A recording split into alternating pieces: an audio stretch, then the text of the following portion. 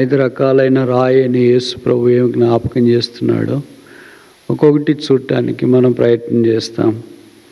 మొదటిది and stone of foundation, పునాది రాయి. ప్రతిదానికి పునాది ఉంటుంది, పునాది లేకుండా కట్టడము లేదు. మత్తయి సువార్త 5వ అధ్యాయంలో యేసు ప్రభు పునాదిని గురించి మాట్లాడాడు. ఆ పునాది బండ మీద వేయబడిన పునాది. అది ఒకడు ఇల్లు కడుతున్నాడు కనుక ప్రతి క్రైస్తవుడు తన జీవితాన్ని క్రీస్తునే బండ మీద ఆరంభించాలి. అదే 40వ కీర్తనలో చెప్పబడింది, నా పాదముల నాయన బండ మీద నిలువబెట్టాను. ఆ బండ క్రీస్తే కనుక బండ లేకుండా క్రైస్తవ జీవితం ఆరంభము కాదు. ఆ బండ అయిన యేసు ప్రభువారు మన కొరకై చీల్చబట్టడానికి ఇష్టపడ్డాడు. Rock of ages cleft for us.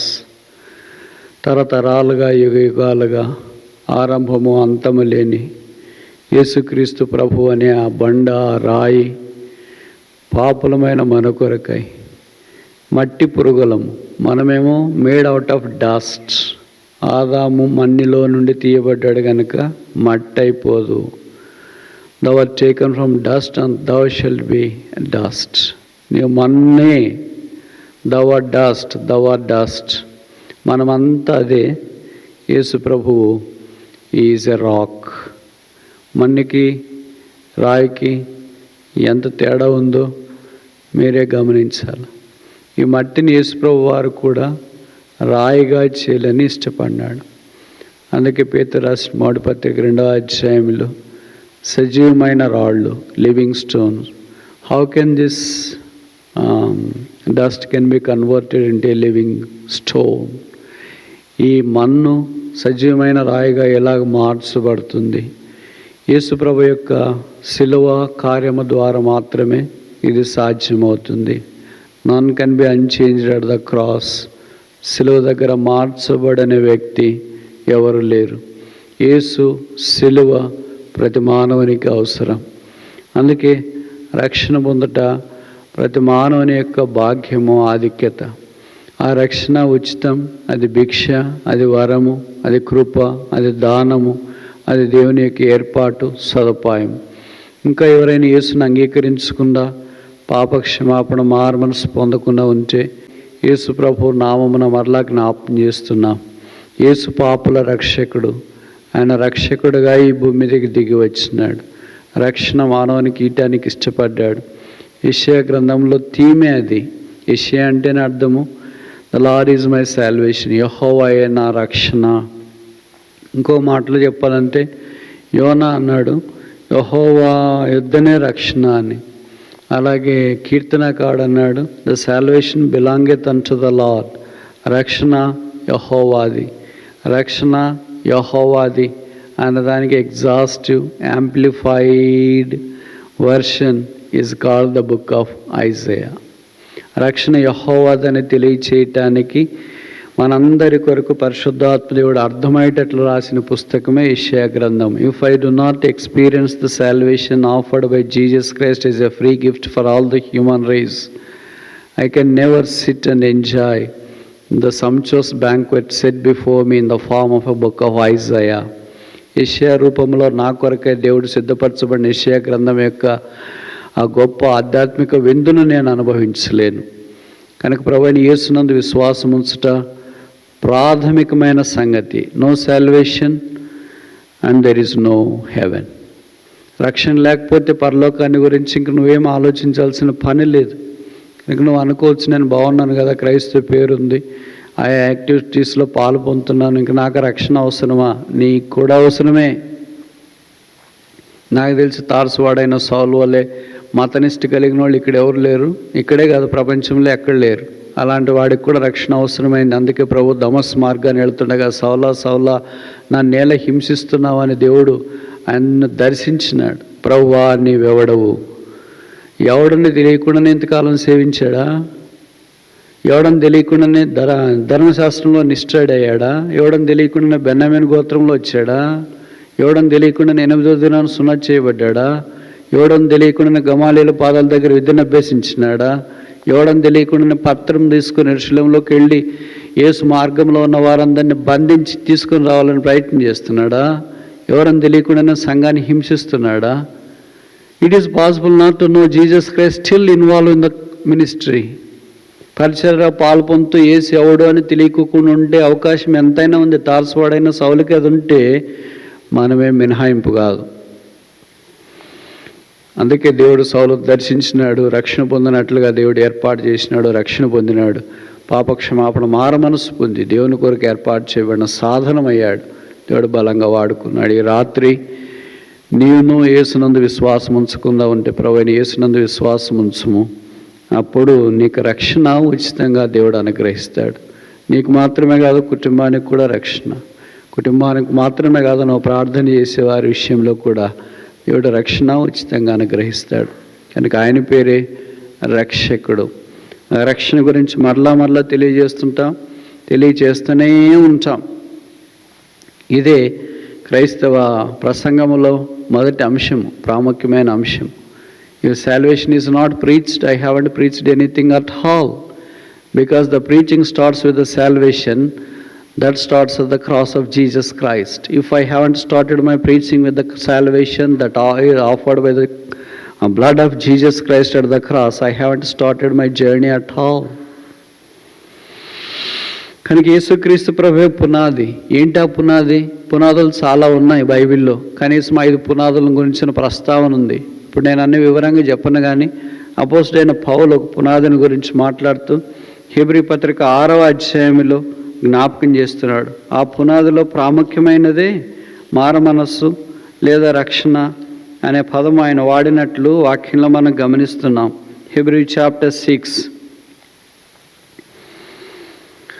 verse 2 ఇక్కడ కొన్ని విషయాలు రాశాడు. నిర్జీవ క్రియలు విడిచిపెట్టుట, మారమనసు పొందుట, దేవుని యందు విశ్వాసం, బాప్తిస్మలు గూర్చిన బోధ, హస్త నిక్షేపణ, మృతుల పునరుత్థానం, ఇలాగో సంగతులు రాసి అనే పునాది. కనుక పునాదిని మనకు జ్ఞాపకం చేస్తున్నాడు. అలాగే కొరింథీయులకు రాసి అపోస్తలుడైన పౌలు అన్నాడు, యేసుక్రీస్తు ఆ పునాది అయి ఉండగా ఆయన మీద లేదా పునాది మీద మనము కట్టబడుతూ ఉన్నాము. కనుక యేసుక్రీస్తు అనే పునాదిలోనికి ఇంకా రాకుండా ఉంచే, ఆ బండ మీదకి రాకుండా ఉంచే, ఆ పునాదిని అనుభవించకుండా ఉంటే ఈ రాత్రి ప్రభువైన యేసునందు విశ్వాసం ఉంచమని మనవి చేస్తున్నాం. కనుక ఈ పునాది రాయి ఏం జ్ఞాపం చేస్తుందంటే సాల్వేషన్, రక్షణ జ్ఞాపం చేస్తుంది. No foundation, no building at all. పునాది లేకుండా కట్టడం అనేది జరగదు. అదే కట్టడమే వ్యక్తిగత జీవితము, అదే కట్టడమే కుటుంబ జీవితం, అదే కట్టడమే సంఘం యొక్క కట్టడం. రెండవది యెషయా గ్రంథం 28వ అధ్యాయం 16వ వచనములో అది పరిశోధించబడిన రాయి. It's a tested stone. యేసుప్రభు వారు పరిశోధించబడ్డాడు. మత్తయి సువార్తలో మనకు కనిపిస్తుంది. ఆయన 40 దినాలు అరణ్య ఉపవాసమున్న తర్వాత పరిస్థితులన్నీ మనకు బాగా పరిచయం. సాతానుడు ఆయన శోధించడానికి వచ్చినాడు. వచ్చి రకరకాల మార్గంలో యేసుప్రభు వారిని శోధించినాడు. He was tested and proved okay, proved successful, came out successfully. ఆయనను సాతానుడు రకరకాలుగా మొదట భోజనాన్ని గురించి మాట్లాడాడు, రెండోది భద్రతను గురించి మాట్లాడాడు, మూడోది ఆయన్ని సేవించే దాని గురించి మాట్లాడుతూ వచ్చినాడు. ఇవన్నిట్లో యేసు ప్రభు వారు విజయశాలిగా తనేమై ఉన్నాడో చూపించినాడు. అయితే పాత నిబంధనలో ఉన్న మొదటి ఆదాము ఆది కాండంలో ఇలాంటి విషయాల్లోనే శోధించబడ్డాడు. భోజనం విషయంలో శోధించబడ్డాడు, పండు తిన్నాడు. అలాగే దూతలకు ఆజ్ఞాపించి భద్రత విషయంలో శోధించబడ్డాడు, ఓడిపోయాడు. దేవునికి మొక్కి ఆరాధించే విషయంలో ఆయన విజయప్రాప్తులు కాలేకపోయాడు. అయితే కడపటి ఆదామైన యేసుక్రీస్తు ప్రభువారు వాటన్నిటిలో విజయశాలిగా మార్చబడి శోధించబడినను విజయోత్సాహంతో బయటకు వచ్చినాడు. అట్టి శోధనలో ఉన్న మనకు ఆయన సహాయం చేయవాడై ఉన్నాడు.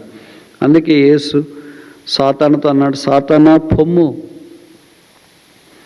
అదే మాట యేసు ప్రభు వారు పేతురుతో కూడా వాడినట్లు వాక్యలో మనం చూస్తాం. కనుక ఇది టెస్టెడ్ స్టోన్, పరిశోధించబడిన రాయి ఏ జ్ఞాపం చేస్తుందంటే శ్రమలను జ్ఞాపం చేస్తుంది. క్రైస్తవ జీవితంలో రక్షణ పొందిన వెంటనే అన్నీ బాగుంటాయని మనం చెప్పలేం. కొన్నిసార్లు దేవుడు శ్రమలు అనుమతించవచ్చు. శ్రమలు లేకుండా అపోస్తుల కార్యంలో రాయబడింది కదా, మనం అనేక శ్రమలు అనుభవించి పరలోక రాజ్యంలో ప్రవేశించాలి. అసలు శ్రమలు అంటేనే మనకు చాలా ఇబ్బందికరమైన మాట, అలర్జెటిక్ వర్డ్. ఇది ప్రాస్పరిటీ గాస్పల్కి 120 డిగ్రీల ఆపోజిట్. కానీ వాక్యంలో ఇది రాయబడుతూ వచ్చింది. పేతురు కూడా రాస్తూ వచ్చినాడు. ఈ శ్రమలు ఎంత శ్రమల ద్వారా పోతారో వ్యక్తి అంత సువర్ణం వల్లే బయటకు వస్తాడని పేతురు రాస్తూ వచ్చినాడు. అంటే బంగారము శ్రమలకు తట్టుకుంటుంది. అలాగే అపోస్తలుడైన పౌలు కొరింథీయులకు రాస్తున్నాడు, మన పరిచయం అంతా క్వాంటిటీ కాకుండా క్వాలిటీగా ఉండాలని దేవుడు కోరుతున్నాడు. ఒకసారి నేను ఒక స్థలానికి వెళ్ళినప్పుడు ఒకళ్ళు అన్నారు, quality comes out of the quantity అన్నారు. It is not possible, it's not so. Never quality comes out of the quantity. Quantity is a different parameter, quality is a different parameter. They cannot be mixed up together. Quality cannot be mixed up with the quantity so as to derive the quality from the quantity. Quality important, చిన్నగా ఉంటుంది. బంగారము, తర్వాత వెలగల రాళ్ళు, ఇలాగ quality కనిపిస్తుంది. Quantity ఏంటి? గడ్డి, కర్ర, కొయ్యకాల మాదిరి చాలా పెద్దగా కనిపిస్తుంది. అలాగే మనం చాలా సందర్భాల్లో మన పరీక్షించబడే సమయం వచ్చినప్పుడు యేసుక్రీస్తు ప్రభువారు పరీక్షించడానికి తను తాను అప్పగించుకున్నాడు. సాతాను ఆ పరీక్షలో యేసుక్రీస్తు ప్రభువును ఓడించాలని ప్రయత్నం చేసినాడు, వాడే ఓడిపోయాడు. మన దగ్గరికి వచ్చినప్పుడు సాతాను చాలాసార్లు గెలిచినట్లుగానే మనకు అర్థమవుతూ ఉంటుంది. ఎందుకంటే పరీక్షలో ఫెయిల్ అవుతాం, కొన్నిసార్లు డిటైన్ అవుతూ ఉంటాం. మనకు పరీక్షలు వద్దని అనిపిస్తూ ఉంటుంది. పరీక్షలు కాకుండా ఎవరైనా ముందుకెళ్తారా? పరీక్షలు రాయకుండా ఎవరైనా నెక్స్ట్ క్లాస్కి వెళ్ళడం సాధ్యమేనా? భౌతికమైన చదువుల్లోనే పరీక్షలు లేకుండా ముందుకు వెళ్ళకపోతే ఆధ్యాత్మికమైన క్రైస్తవ జీవితంలో పరీక్ష లేకుండా ముందుకు వెళ్ళగలుగుతాం? ఎంత చదివితే ఎన్ని మార్కులు వస్తే అంత గ్రేడ్ ఉంటుంది, అంత స్కాలర్షిప్ వస్తుంది, లేకపోతే అంత ఏదైనా ఉపయోగకరం ఉంటుంది. తక్కువ మార్కులు వస్తే తక్కువ ఉంటుంది. అలాగే ప్రభువారు మనకు శ్రమలు అనే పరీక్ష అనుమతించినప్పుడు మనకు మార్కులు తక్కువ వస్తున్నాయా, ఎక్కువ వస్తున్నాయా, కరెక్ట్గా వస్తున్నాయా? కరెక్ట్గా వస్తుంటే అక్కడే ఉండిపోతాం. ఎక్కువ వస్తే ప్రభువుకి సమీపంగా వచ్చినట్లు. ఇంకా ఫెయిల్ అయిపోతే ఇంకెప్పుడు అదే పరీక్షనే కడతానే ఉండాలి. ఎంతకాలం అని కడతావు అదే పరీక్ష? 10th క్లాస్ ఫెయిల్ అయ్యి 10 సార్లు ఫెయిల్ అయితే ఏమంటారు? ఇరుగు పొరుగు. ఇంటర్మీడియట్ 10 సార్లు ఫెయిల్ అయితే ఏమంటారు? ఇరుగు పొరుగు. డిగ్రీ ఫెయిల్ అయితే ఇన్నిసార్లు ఏమంటారు? ఇరుగు పొరుగు. ఇంక నీకు చదువు అంటేటట్లు లేదురా, చదువు మానేసి వేరే పని చూసుకో, ఆ పరం ఈ పరం ఏదని చేసుకో అంటారు. అలాగే మన క్రైస్తవ జీవితంలో కూడా ప్రభు ఆయా పరిస్థితులు మన జీవితంలో అనుమతించినప్పుడు మనం ఓడిపోతూ ఉంటే సాతానికే విసుగొస్తుంది. పాస్ అవుతాడేమో అని అనుకుంటే ఫెయిల్ అయిపోతూ ఉన్నాడే, క్వశ్చన్ పేపర్ ఎంత తేలిగ్గా ఇచ్చినా ఫెయిల్ అవుతున్నాడు ఏంటి అని. ఎందుకు అలాగ ఫెయిల్ అవుతున్నాడు? ప్రభుత్వం సరైన సంబంధం లేదు. హెబ్రీ పత్రికలో చెప్పబడింది, ఆయన మన వలే అన్ని విషయాల్లో శోధించబడినను పాపం లేనివాడుగా ఆయన పరిశుద్ధుడిగా ఈ భూమి జీవించిన. ఆయనకు వచ్చిన శ్రమలు మనకు ఆయనకు అప్పుడు వచ్చినా ఇప్పుడు కూడా వస్తున్నాయి. ఆయన చనిపోయినా కూడా మనుషులు వదలట్లేదు, రకరకాలుగా మాట్లాడుతున్నారు. ఎలాగ మాట్లాడుతున్నారంటే మనకి కొన్నిసార్లు అవి వింటేనే వినుబుద్ధి కాదు, చెవులు అంతున్నాయి. ఇక రకరకాల మూవీస్ వస్తున్నాయి, రకరకాల చెప్పసఖ్యము కానంత ఘోర దుష్ప్రచారం ఆయన గురించి జరుగుతున్నా ఆయన మౌని అయినాడు. బైబిల్లో రాయబడింది, ఆయన నోరు తెరవలేదు. The greatest secret of a success in the suffering is silence. You got my point? It's very tough. The greatest secret of a success in the suffering is silence. If this is exercised, then we are successful people. శ్రమలు వచ్చినప్పుడు ప్రభు వల్లే మౌనముగా దాన్ని భరించడానికి ఇష్టపడితేనే శ్రమల్లో జయం పొందే రహస్యం. అనేకసార్లు మనం ఆయాసపడుతున్నాం, శ్రమలనే నాకే వచ్చిన, ఇబ్బందులని నాకే వచ్చిన, బాధలనే నాకే వచ్చిన, అందరూ బాగున్నారు అనుకుంటాం. అందరేం బాగాలేరు, అందరికి కూడా వచ్చినా వాళ్ళు చెప్పుకోవట్లేదు, నువ్వు చెప్పుకుంటున్నావు. ఏ చెట్టుకి తగినంత గాలి ఉంటుంది. నన్ను చూసి మీరేమనుకుంటారు? ఈయన సంగతి బాగుంది కనుక ఇంకేం శ్రమ లేదని అనుకుంటారు. ఎవరికి తగినట్టు వాళ్ళకుంటాయి. ఎవరికి తగినట్లు పిల్లల్ని క్లాసులో ఉంచుతారు కదా, అలాగే ప్రభువు కూడా ఎవరికి తగినట్లు ఎవరు ఏ క్లాసులో ఉండాలో ఆ క్లాస్లో ఉంచుతాడు. కొంతమంది కేజీలో ఉన్నా, కొంతమంది స్కూలింగ్లో ఉన్నా, కొంతమంది గ్రాడ్యుయేషన్లో ఉన్నా, కొంతమంది పిహెచ్డీలో ఉన్నా, ఇలాగ రకరకాల క్లాసుల్లో ఉంచుంటాడు. ఆ క్లాసుల ప్రకారం క్వశ్చన్ పేపర్ ఉంటుంది. పిహెచ్డీ క్వశ్చన్ పేపర్ తీసుకుని వచ్చి కేజీ పిల్లలకి ఏమో, కేజీ పిల్లల్ని తీసుకెళ్ళి పిహెచ్డీ దగ్గర కూర్చోబెట్టాం. అలాగే ఎవరో కష్టాలని మనకు వస్తాయి అనుకోవడం, మన కష్టాలని వాళ్ళకి రావాలని అనుకోవడం కుదరదు. ఎవరి క్వశ్చన్ పేపర్ వాళ్ళదే, కేజీకి కేజీనే, పీజీకి పీజీనే. It cannot be reversed. ప్రభువారు మన వలె పరీక్షించబడి అన్నిట్లోన జయము పొందినట్లుగా వాక్యంలో గమనిస్తున్నాం. కనుక రెండవది, ఆయన పరీక్షించబడిన రాయి, tested stone, talks about the suffering. మూడవది, ఆయన అమూల్యమైన తలరాయి, కార్నర్ స్టోన్. ఇది దేవుని యొక్క మందిరాన్ని మనకు జ్ఞాపకం చేస్తుంది. అందుకే పేతురు రాసిన మొదటి పత్రిక 2వ అధ్యాయం 6వ వచనంలో నిషేధించబడిన రాయి మూలకు తలరాయి అయినట్లుగా వాడబడుతూ వచ్చింది. మీకు తెలుసు కదా ఈ పదం బైబిల్ ఎన్నిసార్లు రాయబడింది అనేది. ముఖ్యంగా కొత్త నిబంధనలోనే 5 సార్లు రాయబడింది. This praise is return at least 5 times in the new testament. ఎందుకు రాశారు? ఏం రాకుండా రాశారా? తిరిగి మార్చాలని రాశారా? పరిశుద్ధాత్మ దేవుడు ఒక పాయింట్ని, ఒక పదాన్ని, ఒక వచనాన్ని రిపీట్ చేసినానంటే ఖచ్చితంగా దాంట్లో ఉద్దేశం ఉంటుంది. మనం రిపీట్ చేసినామంటే ఏం ఉద్దేశం ఉండకపోవచ్చు, ఎందుకంటే వేరే పదం గుర్తురాదు కనుక అదే వాడుతుంటాం. పరిశుద్ధాత్మ దేవుడు అలా కాదు. ఈ 5 సందర్భాల్లో 5 విషయాలు మనకు జ్ఞాపకం చేస్తాయి. మత్తయి సువార్తలోను, మార్కు సువార్తలోను, తర్వాత పేతురు పత్రికల్లోను, రోమా పత్రికల్లోను ఈ సంగతులు మరలా రాశాడు. కీర్తన 118లో కూడా ఈ మాట వాడబడుతూ వచ్చింది. కానీ కొత్త నిబంధనలోనే కనీసం 5 సార్లు ఇది రాశాడంటే ఏమైందలా? దేని కొరకు రాశాడంటారు? ఒక్కొక్క విషయాన్ని మనకు జ్ఞాపకం చేస్తుంది.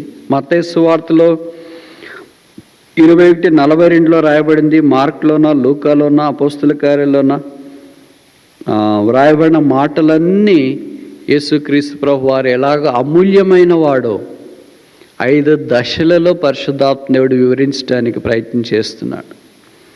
కనుక ఈ అమూల్యమైనది ఏం మనకు జ్ఞాపకం చేస్తుందంటే, శాంక్చురీ, కార్నర్ స్టోన్. ఎప్పుడు కట్టడానికి మాత్రమే అది వాడతాం.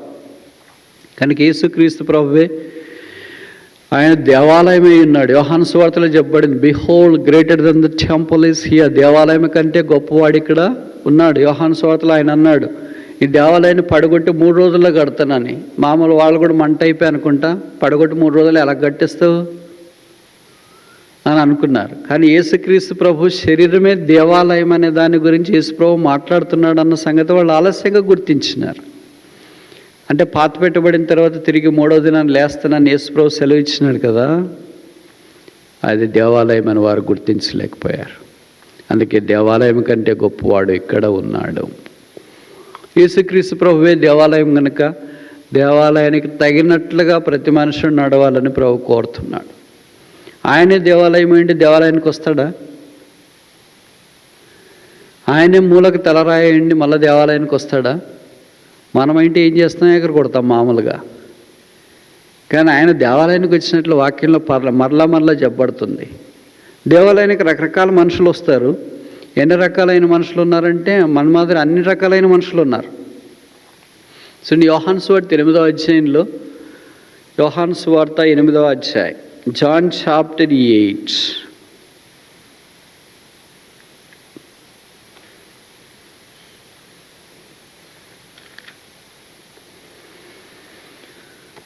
verse 1 or verse 2. యోహాను సువార్త 8వ అధ్యాయం. తెల్లవారగానే యేసు తిరిగి దేవాలయంలోనికి రాక ప్రజలందరూ ఆయన యుద్ధకు వచ్చిరి గనక ఆయన కూర్చుండి వారికి బోధించుండెను. సాధారణంగా బైబిల్ చదివేటప్పుడు 3 రకాలుగా చదువుతాం కదా. మీరు ఎలాగ చదువుతారు తర్వాత ఆలోచించి చెప్పండి. మొదటి రకం ఏంటంటే కర్సరీ రీడింగ్. మనం కంప్యూటర్ వాడేటప్పుడు కర్సర్ ఉంటుంది కదా, ఎక్కడ చేయబెడితే అక్కడ కదులుతూ ఉంటుంది. దానికి ఏం డైరెక్షన్ ఉండదు. పైన కింద పక్కన ఎక్కడ కావాలంటే అక్కడ తిరుగుతూనే ఉంటుంది. అట్లా కొన్నిసార్లు బిలీవర్లు వాక్యం చదివేటప్పుడు కర్సరీ రీడింగ్, ఎక్కడ చదువుతుంటారో వాళ్ళకే తెలియదు అయిపోయేదాకా. అయిపోయిందని అనుకుంటారు. అది మొదటి రకం. రెండో రకం ఏంటంటే కాన్షియస్ రీడింగ్. చాలా శ్రద్ధతోనో భయభక్తులతో ఏం చదువుతున్నారో చదువుతూ ఉంటారు. అది మనం చదివేటప్పుడు వాక్యం మనల్ని పట్టుకుంటారు. That's called conscious reading. ఒక అధ్యాయం అంతా నేను చదివినాను, ఏ వాక్యం దగ్గర నన్ను ఆపలేకపోయిందంటే అర్థం ఏంటంటే వాక్యమైనా తప్పకుండాలా, మనమన్నా తప్పకుండాలా. వాక్యం ఎప్పుడు తప్పకుండదు. ఇంకా ఆల్టర్నేటివ్ ఖచ్చితంగా తప్పు ఉండేది ఏంటి? మనమే. కనుక ఒక అధ్యాయం తొందరగా చదివేస్తాం, తొందరగా మర్చి పెట్టేస్తాం, తొందరగా పక్కన పెట్టేస్తాం, వెళ్ళిపోతూ ఉంటాం. It hasn't harassed us. అది మనల్ని ఆటంకపరచట్లేదు, అంటే ఆగిపోయేటట్లు చేయట్లేదు. ఇప్పుడు ఈ మాట చదువుతున్నప్పుడు ఏమనిపిస్తుందంటే, యేసు దేవాలయంలోనికి తెల్లవారుగానే వచ్చితే ఆయనంటే కరెక్ట్ తెల్లవారు వచ్చింటే ఖాళీగా ఉన్నాడు కదా, ఒలివల కొండలో వెళ్ళి ప్రార్థన చేసాడు రాత్రి అంతా, ఉదయాన్నే ఇంకా దేవాలయంలోనికి వచ్చింటాడు అనుకుంటాం. ఇక్కడ రాయబడింది ప్రజలందరూ వచ్చినారు. అంటే వాళ్ళకి ఏం పని లేదా? ఎవరి పనులు వాళ్ళకు ఉంటాయి కదా మస్తుగా. మరి యేసుప్రభు వచ్చినాడంటే ఇక్కడ రాయబడింది కదా ప్రజలందరూ కూడి వచ్చినారంట. అంత ఉదయాన్నే ఎలాగొచ్చారు? అసలు మనకు ఉదయం లేలంటేనే ఒళ్ళు బద్ధకం కదా. పడక మీద నుంటే బయటికి రాలేం కదా, రూమ్లో నుంటే బయటికి రాలేం కదా. మరి వాళ్ళు ఇంట్లో లేయడమే కాదు, మనం పడక మీద నుండి లేచి మోకరించి పక్కన ప్రార్థన చేసుకోవటానికి నాపసోపాలు పడుతుంటే బయటికి దేవాలయానికి ఎలాగొస్తారు? దేవాలయం ప్రతి ఒక్కరు ఇంట్లో లేదు, అందరు కలిసి అక్కడికి రావాల్సిందే. వాళ్ళందరూ వచ్చినారంట. ఇక్కడ రాయబడింది కొంతమంది అని రాయబడలేదు. చూడండి ఆ మాట. ప్రజలందరూ ఈ చదువుతున్నప్పుడు అంతా ఐ వాజ్ అరెస్టెడ్ ఇన్సైడ్. ప్రజలందరూ వస్తారా? అలాగ మనం అనౌన్స్ చేసిన ఒళ్ళుకోళ్ళకి ఏదో పనులు ఉంటే రాలేరు, స్కిప్ అవుతుంది లేదా మిస్ అవుతూ ఉంటారు. మరి ఇక్కడ అందరూ ఎలాగ వచ్చారు? How come all people could come to the house of the lord when Jesus was preaching on the early hours. It was not a evening meeting. సాయంకాలం కూడికైతే సరే ఖాళీగా ఉన్నారు కదా, ఇంట్లో ఉండి ఏం చేస్తున్నారు, వెళ్ళి వాక్యం వినేసి వస్తామని వచ్చినారంటే అర్థం ఉంది. కానీ ఉదయాన్నే అంటే మరి పిల్లలు స్కూల్కి పంపించాలా, భర్త పనికి పోవాలా, భార్య పనికి పోవాలా, వీళ్ళంతా ఏమైపోయారు? దేవాలయానికి వచ్చినారు. సరే వాళ్ళకి చాలా ఆశ ఉంది కనుక దేవుని వాక్యం అంత ఉదయాన్నే వినటానికి వచ్చినారు. దాంట్లో పానకలో పుడక మాత్రం కొంతమంది ఉంటారు కదా, వాళ్ళు కూడా ఏం చేశారంటే పాపంలో పట్టబడిన ఒక స్త్రీని తీసుకొని ఉదయాన్నే వచ్చినారు. వాళ్ళు రాళ్లతో వచ్చేసారు, బైబిల్తో కాదు, పాటల పుస్తకంతో కాదు. వచ్చి యేసుప్రభు వారు వాక్యం చెప్తాడని కనీసం కామన్ సెన్స్ కూడా లేదనమాట వాళ్ళకి. రేపు వాక్యం అయిపోయిన తర్వాత మాట్లాడదాం లేని వాళ్ళు ఏమో అంత ఇంపార్టెంట్ టాపిక్ మీద రాలేదు కదా. వచ్చిన వెంటనే ఇక్కడ రాయబడింది ఏంటంటే యేసుప్రభు వారు వాక్యం చెప్తుంటే ఆయన శోధిస్తూ అడిగారండి. 8వ అధ్యాయం జాన్ చాప్టర్ 8 verse 3, 8:3. శాస్త్రులను పరిచయలను విచారవంతా పట్టబడిన స్త్రీని తోడుకొని వచ్చి ఆమెను మధ్య నిలవబెట్టి, బోధకుడ, ఈ స్త్రీ విచారం చేయించుండగా పట్టబడను. ఇంత సీన్ అవసరమండి? వాక్యం అయిపోయిన తర్వాత మాట్లాడవచ్చు కదా చివరికి. పోనీ వీళ్ళు ఏమన్నా ఆధ్యాత్మికమైన సంగతులు అర్థం కాకపోతే తెలుసుకోవటానికి వచ్చినారా? కాదు. యేసుప్రభు వారు వాక్యం చెప్తున్నాడు, ప్రజలంతా వింటున్నారు. మధ్యలో పానకల పుడకమాద శాస్త్రులు, పరిచయులు, బోధకులు ఏదో ఘనకార్యం చేసినట్లు పాపం చేసిన ఒక స్త్రీని పట్టుకొని వచ్చినారు.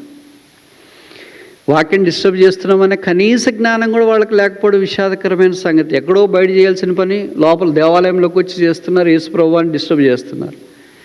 యేసుప్రభు ఏంటి డిస్టర్బ్ చేస్తున్నారు అని గట్టికేం మాట్లాడలేదు, ఎందుకంటే వాళ్ళ సంగతి తెలుసు కదా. ఇంక వీళ్ళు ఎంత మాట్లాడినా ఇంతే, వీళ్ళేం మారరు అని అనుకున్నాడేమో. మారే వాళ్ళకి వాక్యం చెప్తాం అనుకున్నాడేమో. కనుక దేవాలయంలో అన్ని రకాల వాళ్ళు ఉంటారు.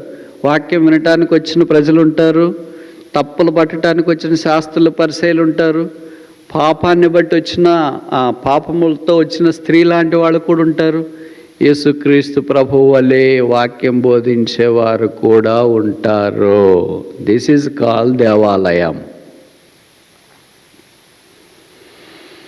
ఇప్పుడు వాక్యం అలాగ బోధిస్తుంటే వారు ఆయన పట్టువిడుకు అడుగుతూ ఉంటే, సరే రాళ్ళతో సాగుగొట్టాలన్నారు కదా, మరి కొట్టమంటారా?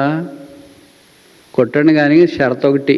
మామూలుగా మీ దగ్గర కూడా చాలా ఆఫర్లు ఉంటాయి కదా, పెద్ద బై 1 get 1 ఫ్రీ అని కింద యాస్టిచ్ పైన ఇచ్చి కింద రాసింటారు T&C అప్లై అని, టర్మ్స్ అండ్ కండిషన్స్ అప్లై అని. అందుకే ప్రభు వారు కూడా వాళ్ళతో కొట్టండి కానీ యాస్టిచ్ పెట్టి కింద రాశాడు టర్మ్స్ అండ్ కండిషన్స్ అప్లై అని.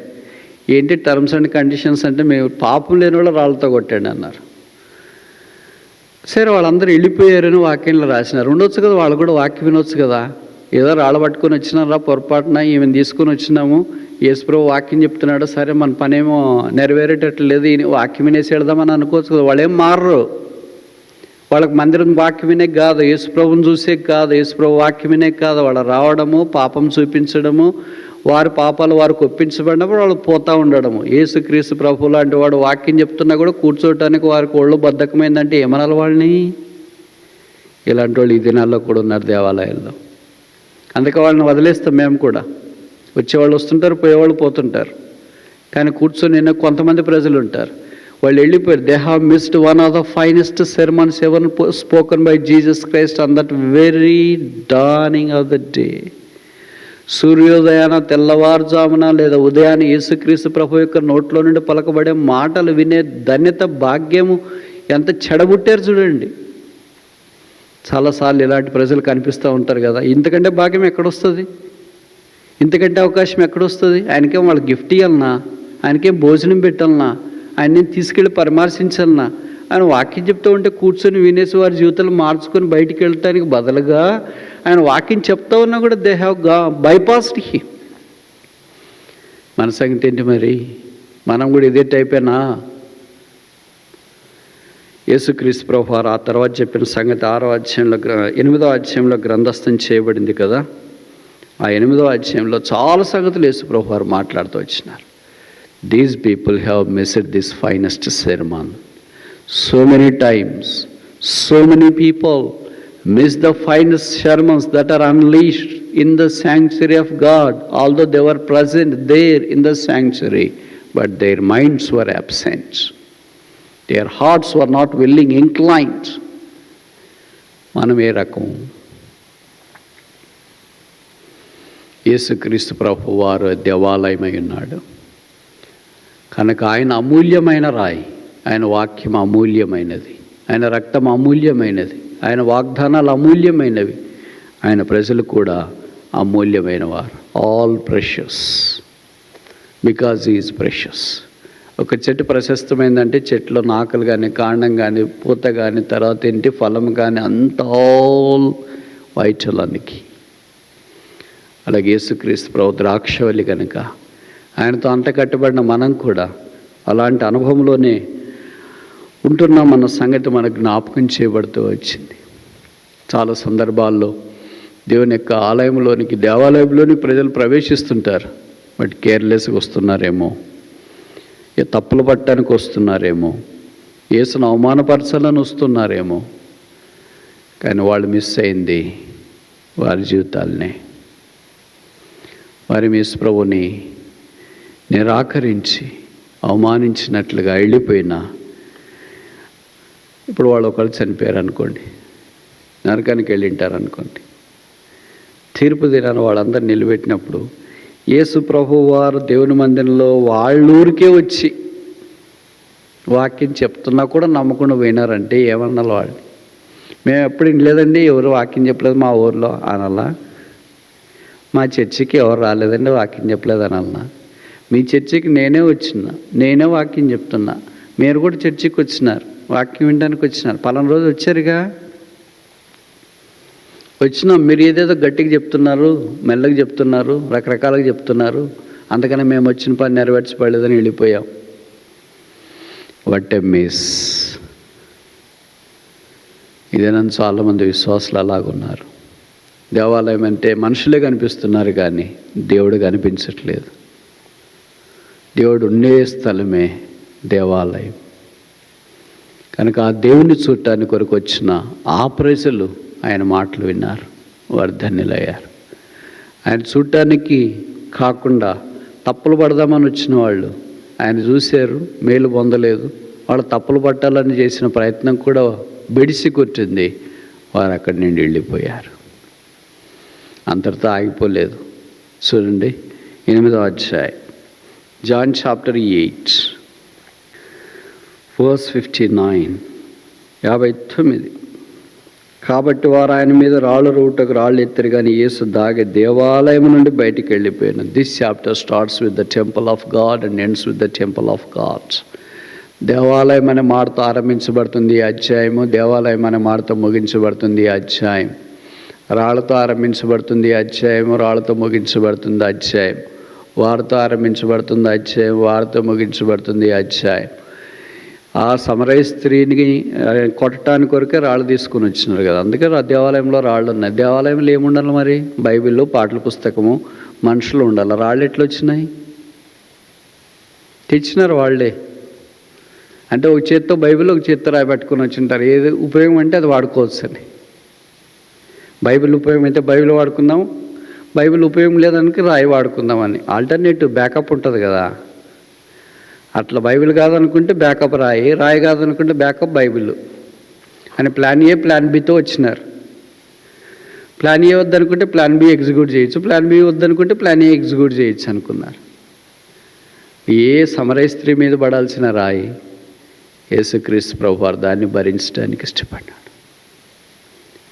మన మీదకి రావాల్సిన శిక్ష, మన మీదకి రావాల్సిన దోషము ఆయన భరించడానికి ఇష్టపడ్డాడు. ఇక్కడైతే ఆయన దేవాలయంలో నుండి వెళ్ళాడు, కానీ సిలువలోనైతే మన కొరకై ఆ శిక్షను బహిరంగంగా అనుభవించాడు. ఎందుకు ఇక్కడ దాగి బయటికి వెళ్ళిపోయాడంటే ఆయన సమయం ఇంకా రాలేదు. ఆయన సమయం కల్వరి సిలువ, దేవాలయంలో కాదు ఆయన దెబ్బలు తినేది.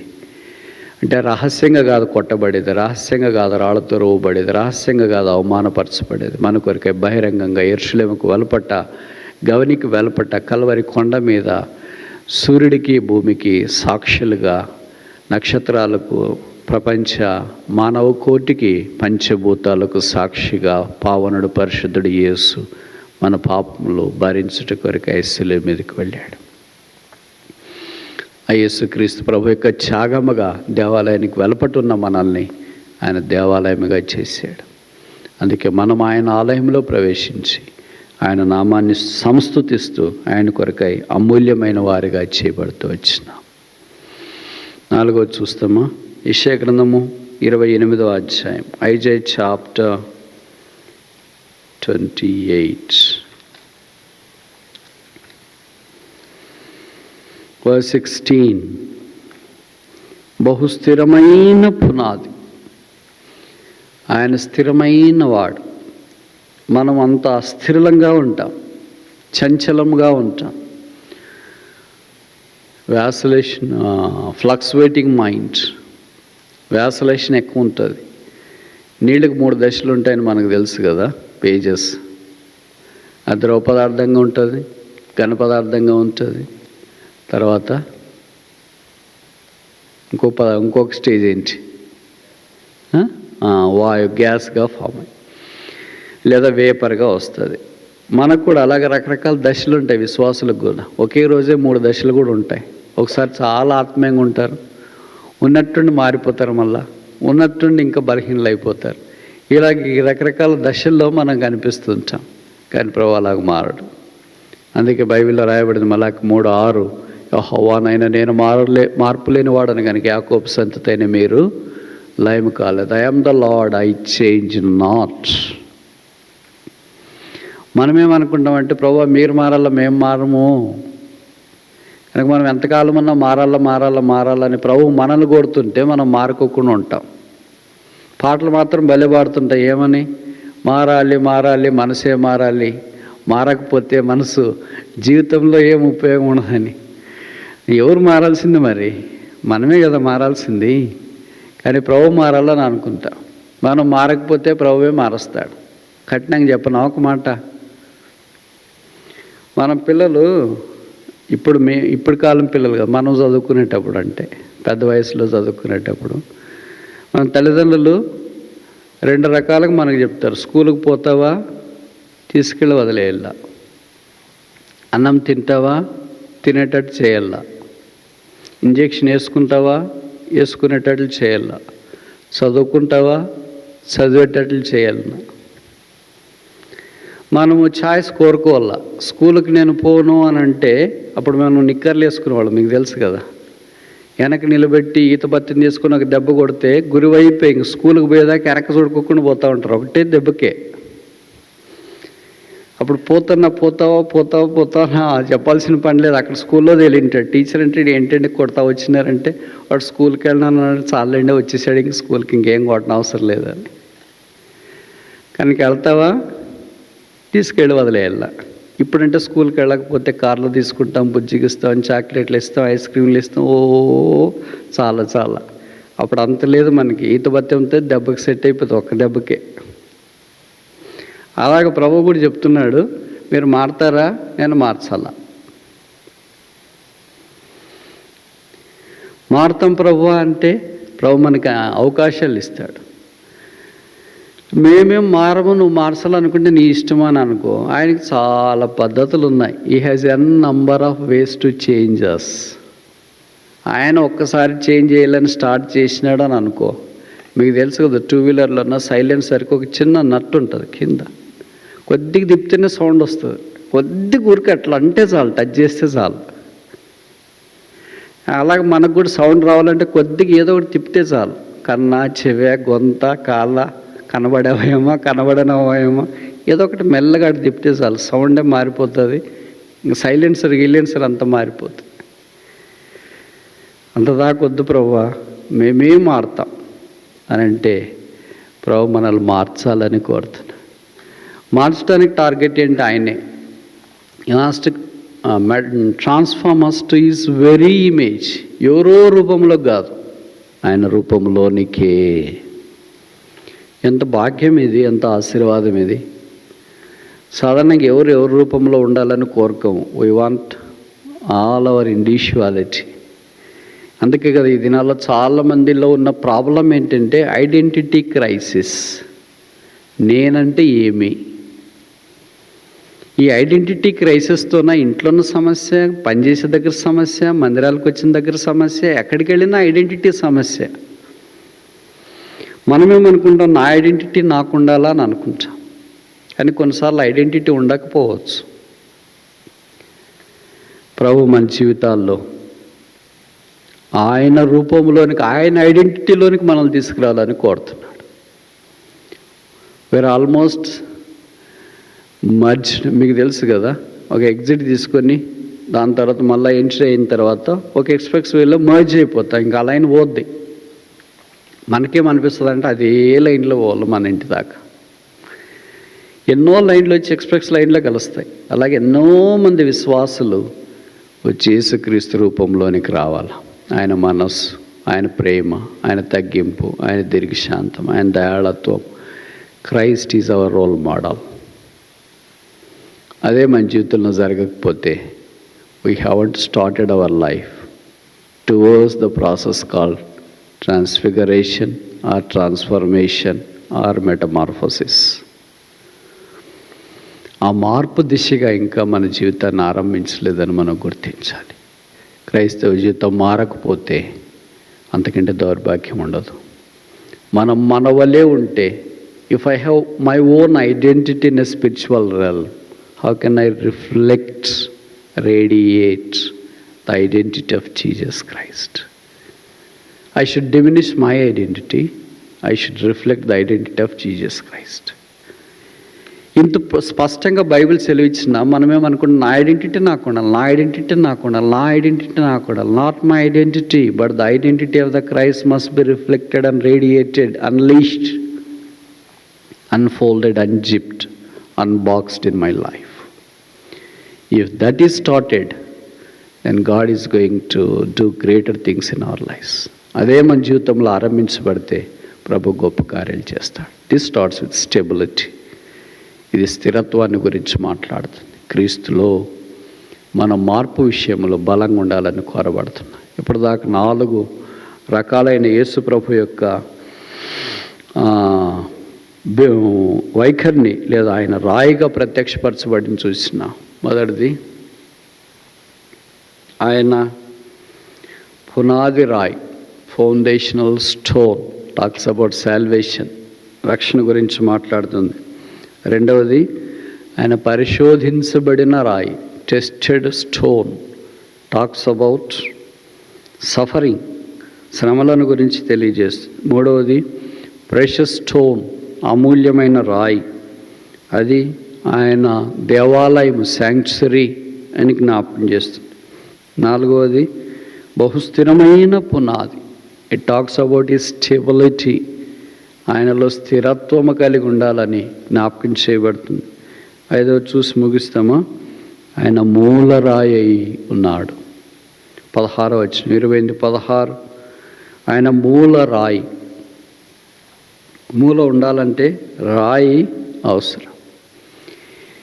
ఈ రాయి కొత్త నిబంధనలో మనకు బండగా పరిచయం చేయబడింది. రాయి మనం ఎక్కడికి వెళ్తే అక్కడికి వస్తుందా, ఒక దగ్గర ఆగిపోద్దా? రాయి మనం ఎక్కడికి వెళ్తే అక్కడికి వస్తుందా, ఒక దగ్గర ఆగిపోతుందా? బండ మనం ఎక్కడికి వెళ్తే అక్కడికి వస్తుందా, ఒక దగ్గర ఆగిపోద్దా? ఈ బండ ఆగిపోయే బండ కాదు, వచ్చే బండ. దీనికి చక్రాల కాళ్ళ ఏమున్నాయో తెలియదు కానీ కొరింథీయులకు రాసిన మొదటి పత్రిక 10వ అధ్యాయం, 1 Corinthians chapter 10.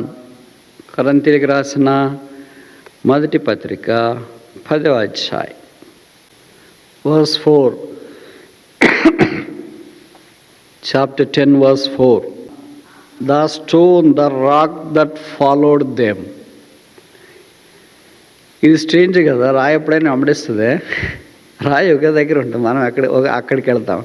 కానీ పౌలు ఏం రాసినాడంటే ఇశ్రాయేలీయుల యొక్క చరిత్రను గురించి, తమను వెంబడించిన రాయి, rock that followed them, rock that was behind them. ఎంతకాలము? 40 ఏళ్ళు ఆ రాయి వారిని వెంబడించింది. 40 ఏళ్ళు వారిని వెంబడించి అరణ్యములో వారి దాహము తీర్చింది. ఆత్మ సంబంధమైన బండ. ఇంకో పదం ఇక్కడ వాడు స్పిరిచువల్ రాక్. కనుక యేసుక్రీస్తు ప్రభువే ఈ ఆత్మ సంబంధమైన బండ. ఆయనే వారిని వెంబడించినాడు, ఇప్పుడు మనల్ని కూడా వెంబడిస్తున్నాడు. చివరి దాకా వారు కనాన్లో అడుగుపెట్టే పర్యంతం వారిని వెంబడించినాడు. ఆ తర్వాత ఇంక బండ లేదు. ఏమైంది మరి? బండ ఆగిపోయిందే. ఎక్కడ ఆగిపోయింది? యోర్దానికి అవతలే ఆగిపోయింది. యోర్దాను దాటలేదు. యోర్దాను యాజకులు మందసమగా దాటినారు. ఇప్పుడు బండ, మేఘము అన్నీ యోర్దానికి అవతలు వచ్చినాయి. యోర్దాను దాటేటప్పుడు మందసం వచ్చింది. యోర్దాను దాటిన తర్వాత వాళ్ళు గిల్గాల కనాన్లోనికి వచ్చినారు. అప్పుడు ఇంకా మన్నా లేదు, అప్పుడు ఇంకా రాతిలో నుండి నీళ్లు లేవు, అప్పుడు ఇంకా మేఘస్తంభం లేదు, అప్పుడు ఇంకా అగ్నిస్తంభం లేదు, అప్పుడు ఇంకా మోషే లేడు. ఇప్పుడంతా కొత్త మార్పు. అందుకే యెహోషువ 6వ అధ్యాయంలో మనం చూస్తాం, అప్పుడు మన్నా కురుసుట మానిపోయెను, ఆ దేశపు పంటను తినిరి, ఆ దేశంలో ప్రవహించే నీళ్లు త్రాగిరి. దాన్నే పాలు తేనెలు ప్రవహించే దేశము కనాను దేశం వాగ్దానం చేయబడిందంట. ఇప్పుడు మనం భౌతికంగా ఆ కనాను దేశం యొక్క అనుభవంలోనికి రావట్లేదు, కానీ ఆత్మీయంగా మన కనాను యేసుక్రీస్తే. Christ is our Canaan, the land that floweth with milk and honey. ఆయన సంపూర్ణతలోనికి సాగిపోట. క్రీస్తే మన సంపూర్ణత, క్రీస్తే మన వాగ్దానము చేయబడిన రక్షకుడు. కనుక ఆయనలో ఇప్పుడు మనం ప్రవేశించిన తర్వాత ఇప్పుడు ఇంకా బండ కాకుండా పరిశుద్ధాత్మ దేవుడు మనల్ని వెంబడిస్తున్నాడు. అందుకే పరిశుద్ధాత్మ దేవుని ద్వారా మనం నడిపించబడాలని రోమా 8:14 జ్ఞాపం చేయబడుతుంది. ఎందరూ దేవుని ఆత్మ ద్వారా నడిపించబడుతారో వారందరూ దేవుని కుమారులు అయి ఉంటారు. Now is our guiding spirit, is our GPS. He navigates our movements. యెషయా 58:11 The Lord shall guide thee continually. యెహోవా నిన్ను నిత్యము నడిపించును. So every believer has to be navigated by the Holy Spirit. If we haven't yielded ourselves to the navigation of the Holy Spirit, we are not really treading on the right path.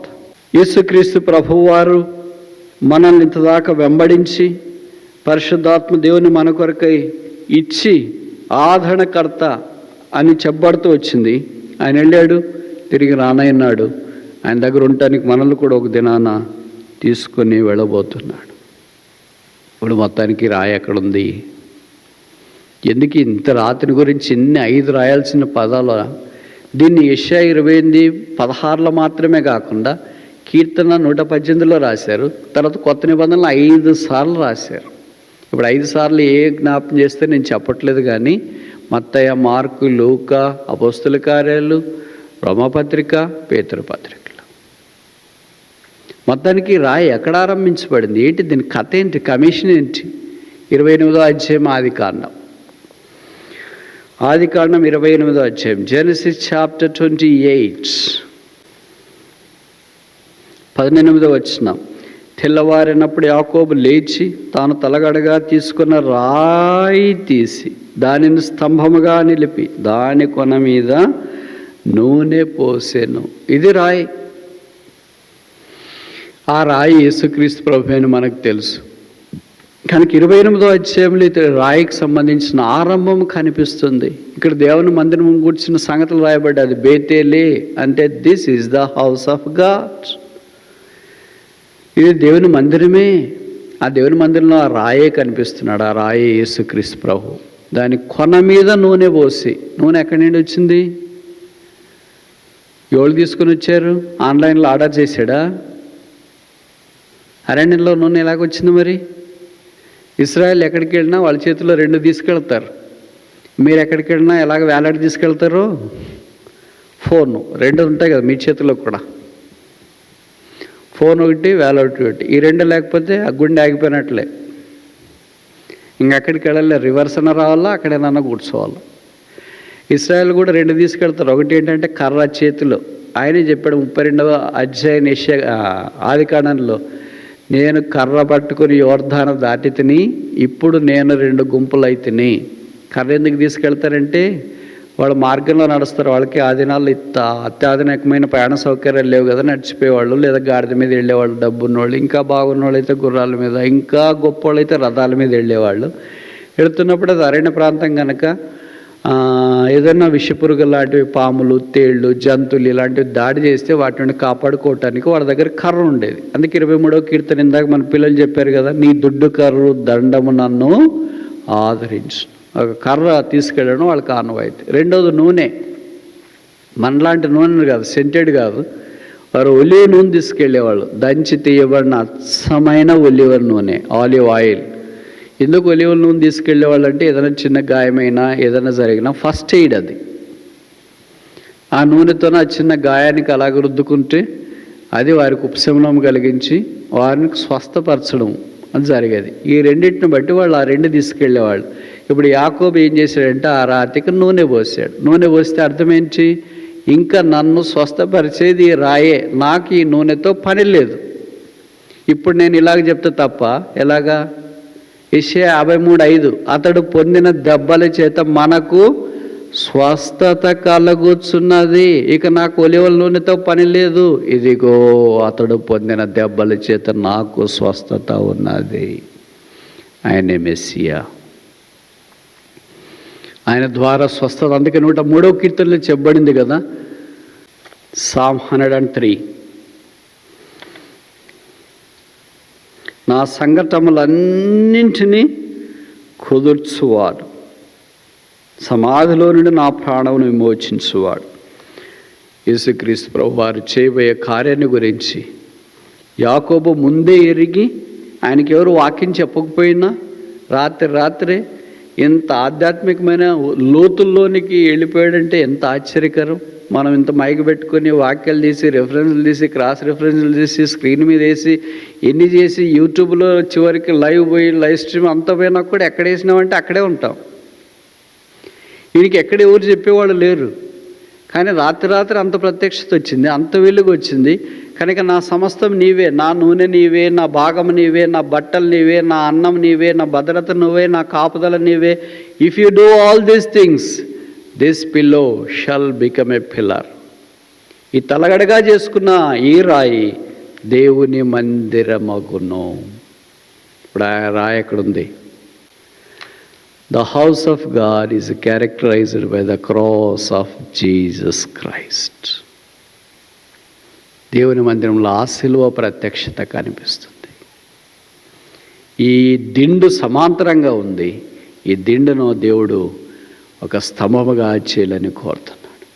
ఇప్పుడు ఆ నూనె పోయించిన రాతిని దావీదు అరోనా కళ్ళాన్ని సిద్ధం చేసి మందిరం కట్టడానికి సామాగ్రిని అంతా సిద్ధం చేసి సొలొమోనుకు అప్పగించక మునుపు ఈ రాతిని కూడా సమకూర్చి సొలొమోను పిలిచి చెప్పాడంటే, ఈ రాతి మూలరాయిగా ఇది దేవుని మందిరానికి యెరూషలేముకి మర్చిపోవద్దు.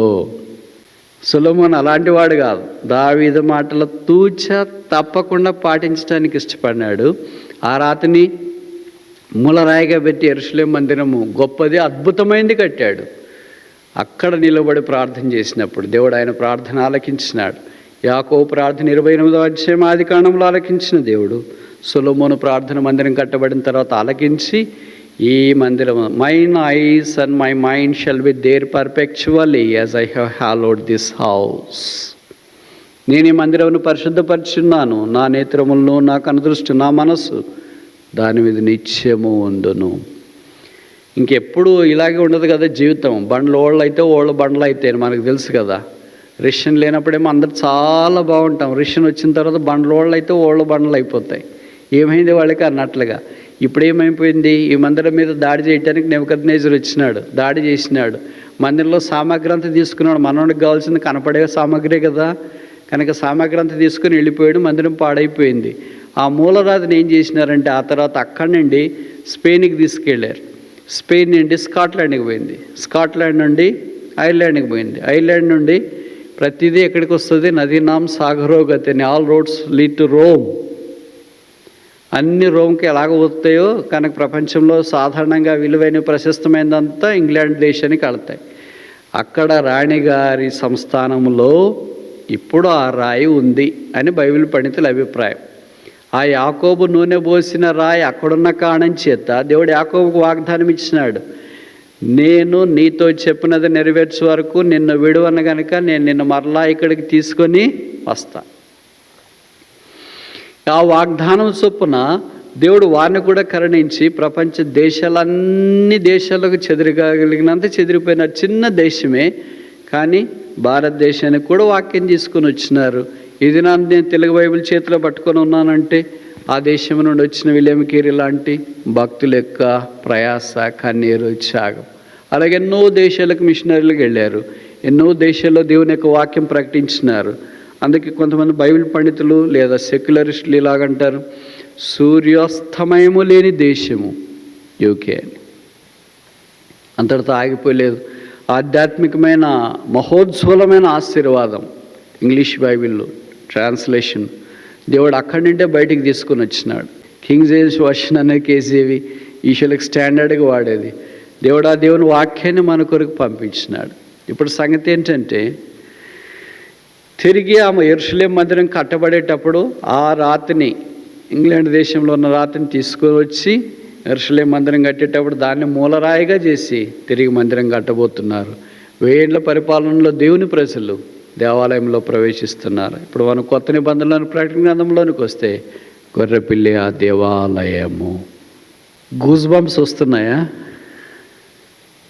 వింటే ఆలోచిస్తే అనిపిస్తుంది, మట్టి పరుగులమైన మనల్ని దేవుడు ఆ రాతి ద్వారా లేదా ఆ రాతికి అనుసంధానం చేసి రాతి మీద ఉంచిన అభిషేకం ద్వారా, నూనె ద్వారా, ఆ త్యాగం ద్వారా, సిలువ ద్వారా మనల్ని కూడా సజీవమైన రాళ్ళుగా చేసినాడు.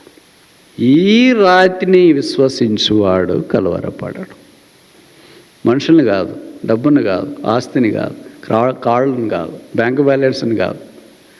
విశ్వసించువాడంటే దేన్ని విశ్వసించాలి? ఈ 5 రకాలైన రాయిని, యేసుని విశ్వసించువాడు కలవరపడడు. అది మిగతా శిష్యులు మనం చుట్టానికి ప్రయత్నం చేస్తాం. ఇప్పుడు ముగించక మన సంగతి ఏంటి? ఈ రాయి దగ్గరికి వచ్చి మనల్ని మనం ఈ రాయిని యేసు ప్రభు వారికి అప్పగించుకొని ఆయన వల్ల ఆయనను పోలి ఆయన జీవించినట్లుగా మనము కూడా ఈ భూమి మీద జీవించినట్లు ప్రభువు మనకు సహాయం చేయను గాక.